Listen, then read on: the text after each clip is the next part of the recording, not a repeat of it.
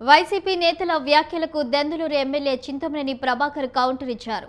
YCP నాయకులకు ఏమాత్రం సిగ్గులేదని మండిపడ్డారు. నియోజకవర్గంలో రౌడీ మూకాలు తీసుకొచ్చి అలజర్ల సృష్టిస్తున్నారని ఎస్పీని కలిసి వినతిపత్రం అందజేశారు. నియోజకవర్గంలోని దొంగతనాలు జరిగితే దానికి కూటమి ప్రభుత్వానికి ఏం సంబంధమన్నారు చింతమనేని.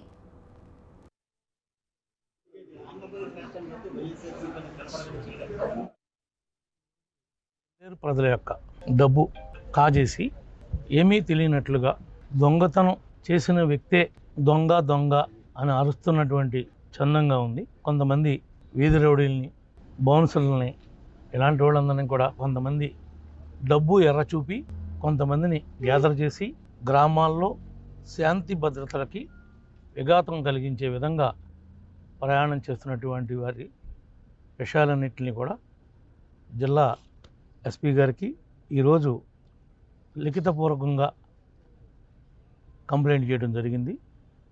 ఇలాంటి ఆటలు ఇక్కడ సాగవు. మళ్ళీ వాడికి ఏదో పెద్ద నష్టం జరిగినట్లుగానో, అన్యాయం జరిగినట్లుగానో వేరే ఇంకొక కొంతమంది దొంగలు వేచి మళ్ళీ పరామర్శిస్తారంట. వారిని ఎవరికి ఏం జరిగిందని పరామర్శిస్తారు? మీరు వచ్చిన వాళ్ళకి ధైర్యం ఉంటే అసలు ఏం జరిగిందో మీరు ఆలోచించండి, న్యాయం చేయండి. నిజంగా మీ మాజీ ఎమ్మెల్యేకి ఏ పాపం తెలియదని మీరు చెప్పండి, మేము కాదనం. తినేసిన డబ్బంతా తినేసి ఏమి